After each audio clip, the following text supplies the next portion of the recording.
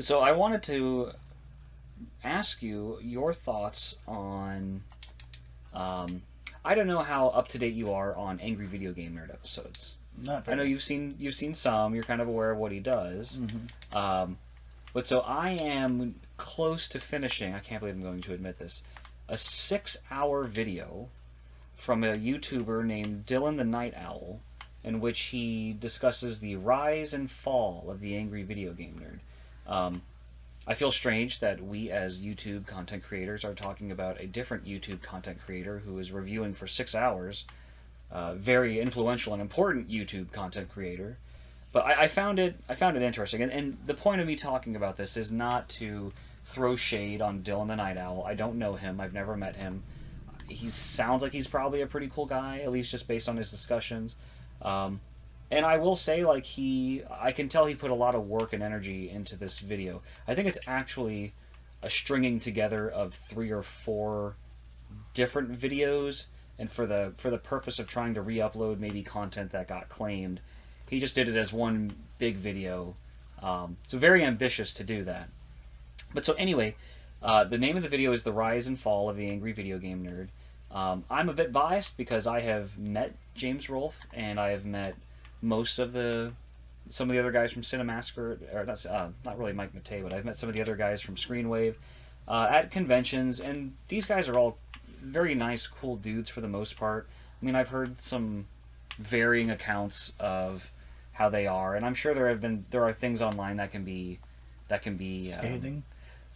possibly, and I'm sure some of these guys have said things online, or maybe they've acted out in ways that would not be fitting of what they would like to be known as their character. But I feel like that's true of everybody. So I can't really comment on that. All I can really comment on is my experience having met these guys and talked to them, and that they were very nice and they were very polite. Tony in particular, he's very cool. He gives advice. I ask him for advice on how to do certain YouTube related things. He gives that advice freely and patiently. Um, so to me, these guys are all pretty nice and cool. So just to give a really short history, the Angry Video Game Nerd is a character and a web series portrayed and since its inception primarily produced by James Rolfe, and he since the inception of the show as well has to some degree always had a little bit of help from somebody else. Maybe it wasn't a lot of help, maybe it was a ton of help, maybe it was inspirational help. Especially from like Mike or Kyle, the guy who would do the theme song and occasionally play as the theme song, the guitar guy in a couple of episodes. And there were guest characters that would sometimes be played by one or the other of them, or maybe some other people that James knew. I'm not sure how he did it. Mm-hmm. But these were the early AVGN episodes that everyone really seems to enjoy. Unfortunately, I didn't really discover him until he was maybe 70 or 80 episodes in. I really didn't know much about game trailers and Screw Attack. I kind of came across them through a buddy of mine introduced me to AVGN, and of course I've found it hilarious and fun to watch. And as time goes on, you can see his style evolve. You can see different videos. He's clearly a content creator, and he gets these ideas, and he goes kind of like what we do for our show, come up with different ideas. Sometimes you do something basic, sometimes you do something wild, such as vomiting on Trotsky at the end of an episode. Sometimes we add music. Sometimes we just do different things. There was an Angry Video Game Nerd movie that unfortunately is not lauded as very good. However, I enjoy it. Maybe I'm biased because I want it to be good, but I find value in it. I find it funny. Sometimes it's serious. Sometimes it's clearly not serious. And then after the Angry Video Game Nerd, he goes back to after the movie. He continues to make episodes. We're up to like 200 or something like that now. Wow. But somewhere around like episode, I'm kind of just eyeballing it, probably somewhere around episode like 130 to 50, somewhere in there. James basically worked it out so that he would get more help and assistance from a company called Screenwave. Screenwave will do a lot of promoting, and they help make decisions for ways to get the videos to hit algorithms better. Oh. And a lot of the guys and people involved are also experienced at creating content and editing. So, and these aren't people that James never knew. He'd known them for a while in some way, shape, or form. So it probably just seemed like a reasonable fit. This is a guy who just wanted help making his videos. And to be clear, he's always had some kind of help in some way, shape, or form. But a certain subset of the AVGN fan base started to say that, okay, James isn't writing the scripts anymore. He's not playing the games anymore. He's just acting out a character. His soul isn't in it. He's just totally at the mercy of what the Screenwave guys tell him to do. And I don't know if that's 100% accurate, but I do know that the guys involved, including James himself, are usually very willing to answer emails and respond to messages if you're nice, and they'll tell you the truth. And I've never gotten that vibe. So that's just a little bit of a background. Now, to be clear, I like I like the majority of Angry Video Game Nerd episodes. Not all of them. I'm not such a stan that I'm going to say all of it is fantastic, because not all of it is fantastic, which is true of any content creator. Even for us, there are things in some of the Deviled Eggs episodes I kind of do wish we would have known that we would have done differently, but getting the experience is how we learn that sort of stuff. You know what I mean? Does that make sense? Yeah. So, well, I mean, we can't make better episodes until we make episodes at all. That's true. And what we might consider bad, some people might also consider fun and catchy, and you just kind of learn from that. And to be clear, there are sometimes weird things in an Deviled Eggs episode that don't seem intended. Like there are certain phrases that I've deliberately misspoken on purpose because I'm trying to develop a character who doesn't know any better, and I find out after the fact that it actually doesn't seem like that. It seems like I really was trying to do it. So I have to consider that when I write the script now. And then there are other times that things, unfortunately, do make it all the way through, and I say, well, all right, I'll learn from that mistake and not make that mistake moving forward. But you're right, man. It's like you have to make episodes to make better episodes later. You have to make content. You have to make videos to get better at it. Just like anything else, playing an instrument, learning how to ride a bike. Sometimes you just got to get on that horse. Even horse riding. Sometimes you have to get on the horse and fall off the horse to get back on the horse. A horse is a horse, of course. This guy, Dylan the Night Owl, I'm going to give the dude credit. I can tell he put a lot of time and energy and thought into the video. And the first section of the video where he talks about the development of Angry Video Game, like the initial videos, I feel like he's very objective. He's very sought out. Now his opinion is pretty positive as well. And as he goes along, when he provides a controversial idea or topic or theory, he provides supporting evidence either from episodes or from statements made by the guys involved in the episodes, primarily James. As he gets further along, he gets to the next kind of grouping of AVGN episodes. He calls them the golden era of AVGN, if you will. And this is a facet some people have kind of said. And really what I wonder, to what degree is it that this is when people first discovered the channel and they remember these videos coming out as new and being excited for them. So to them, these are the best because it's when they were relatively new to the channel and the internet was still deciding about how video games being portrayed through reviews were going to look. Yes, it's true that the movie probably didn't meet James's initial idea. However, not to use whataboutism as an example of why this shouldn't matter, but if you look at like The Room is a very celebrated film now, yet the creator wanted it to be taken seriously as like an action drama type of movie. Really more of a drama movie than anything else, I suppose.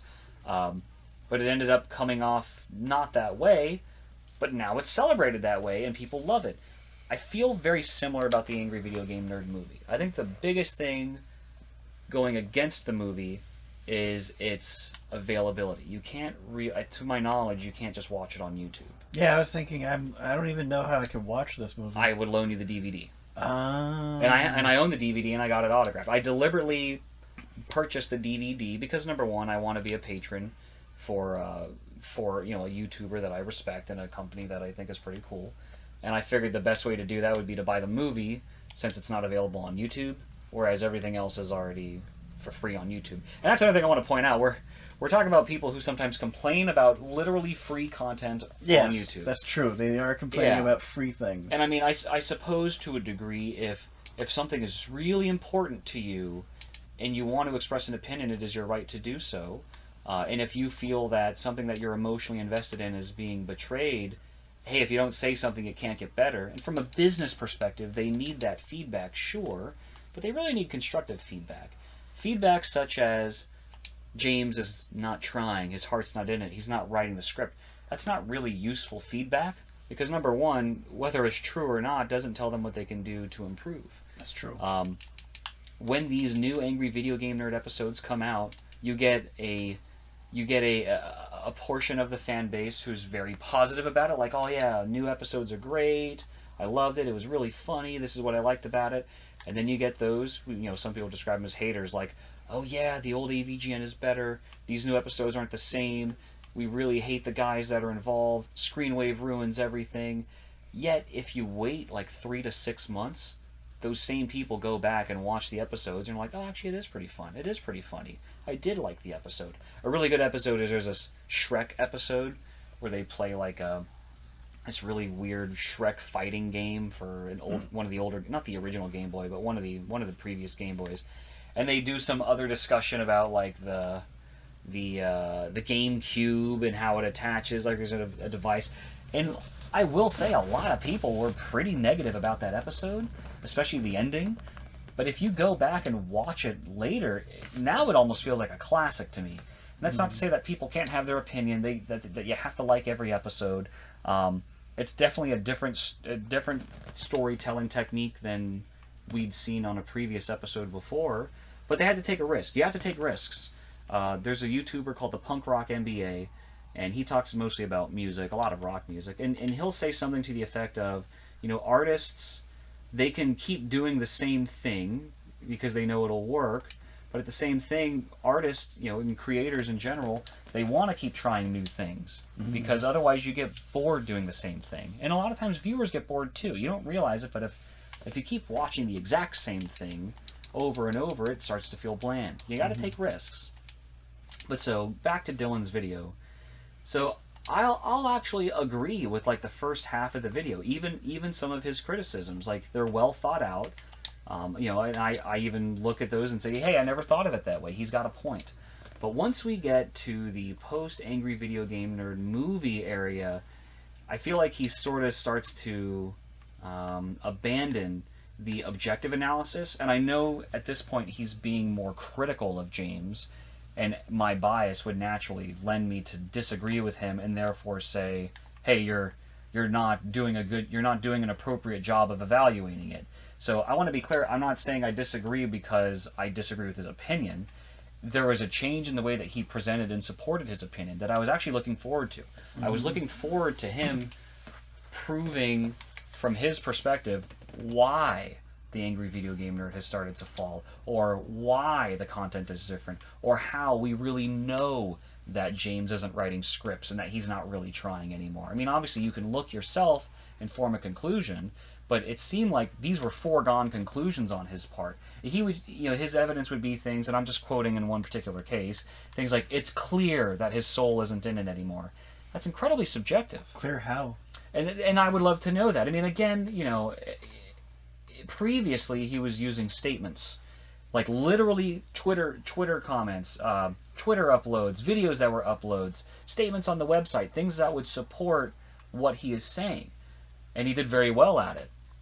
So I generally get, and here's the other thing, and Dylan, I mean no disrespect if you ever come across my video, or come across this video rather, I get the idea that that the golden age of AVGN, for him at least, was when he was probably a teenager or a younger kid, and so once you become an adult, maybe you kind of fall away from some of the things that you liked more as a kid, and you come back to them later. That definitely happened to me with some of the bands that I used to like when I was a teenager. I stopped kind of listening to them when I became an adult, and then I started to really like them again as I got older, but I liked the stuff I remembered from when I was a kid. So there's probably a little bit of bias there. And then the other part of it, and I'm going to throw this out, I don't really have evidence. This is just my suspicion, but I'm making it clear this is just my suspicion. I think a lot of guys, especially a lot of people watching AVGN at any point who really liked it and wanted to go meet the guy and see him in person at conventions, thought he was cool. Bang. Yep, you're right. And so suddenly we get these other guys that we're not super familiar with, and they're getting to spend time working with James and hang out with James. And people probably think it's all fun and games. And honestly, I think there's probably a little bit of jealousy. I think there's probably a little bit, either partial or even full, depending on the person. That was a really weird jump that guy just made. He just suddenly flew over there. I think there's a little bit of jealousy. I'm not saying Dylan is jealous. I want to be clear. I'm not saying Dylan the Night Owl is jealous of the Screenwave guys. I'm just saying that when that perception is brought forth by other people online who don't really provide any support, it genuinely feels like you guys are just envious that these other content creators and editors and script writers get to work with someone that you admire. And it's okay. It's okay to feel that way. It's okay to say, like, man, I really wish I was in a position to learn more about someone I've been following for many years. Or, I have aspirations myself to make videos and write scripts, and it would have been really cool for me to have developed those skills alongside someone like James Rolfe, who's been doing that for a long time. So it's okay. It's okay to have those feelings. They're natural.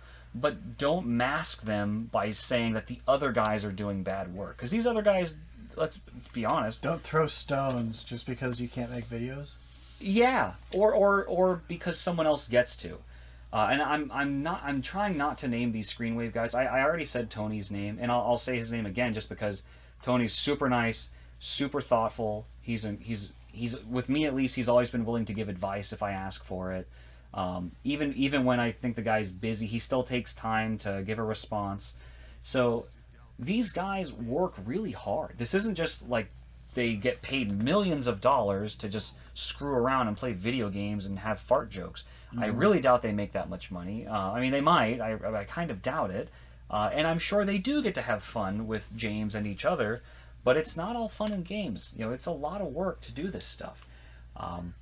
And there are episodes that are lauded as really good that I have found out through trustworthy, reliable people, I'm not going to name them, that actually, James is given more credit for them than some of the other people involved, and vice versa. We'll say, oh, I think it's clear that James wrote this episode. Come to find out that the script was actually edited by a different person, I should say.